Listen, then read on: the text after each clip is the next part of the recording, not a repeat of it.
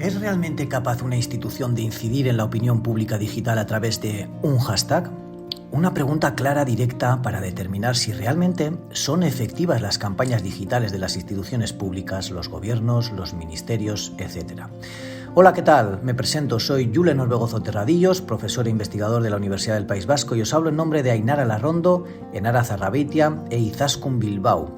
Somos investigadores e investigadoras del grupo Gureiker y del grupo Technology for Business, Society and Sustainability de la Escuela de Ingeniería de Bilbao.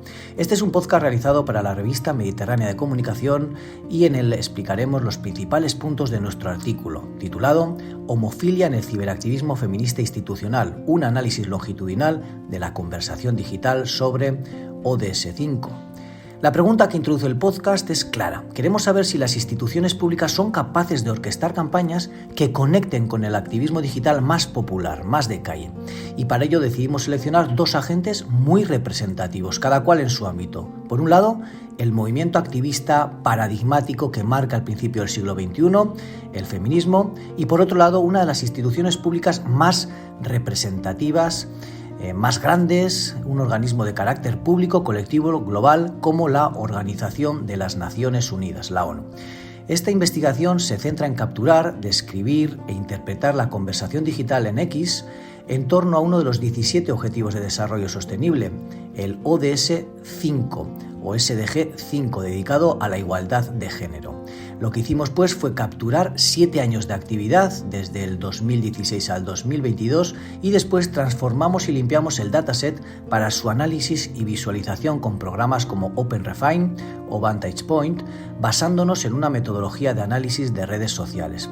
Y teníamos 3 ámbitos que queríamos analizar. Por un lado, la presencia social del hashtag en X, el análisis de los actores por otro lado, los temas y las comunidades que emergían en la conversación digital en general, y por último, y esta ya sí que era una aproximación directa al objeto de investigación, ver en qué medida tenían presencia otros hashtags relacionados directamente con la cuarta ola feminista.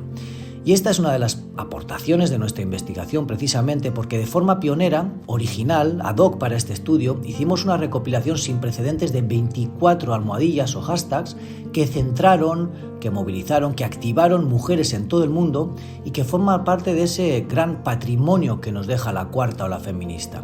Esos 24 hashtags, o algunos, fueron Women's March, Me Too, How I Will Change, You Know Me, Q2, Cuéntalo, Total Shutdown, etc. De cada hashtag hicimos un resumen con el país, el idioma, el año y el contexto en el que se desarrollaron, y el trabajo principal consistía en ver cuántos de esos hashtags se imbricaban, se mezclaban, participaban también en red o enredados con el hashtag objeto del estudio, que era el SDG 5.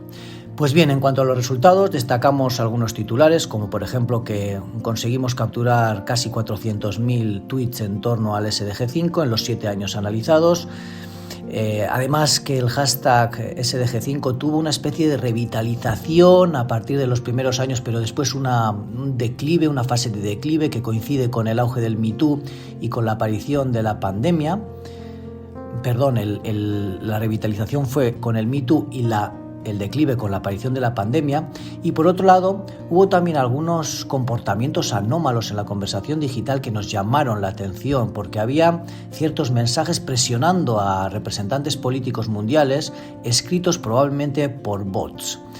Y llegamos por último a los que fueron los hallazgos más valiosos, más singulares.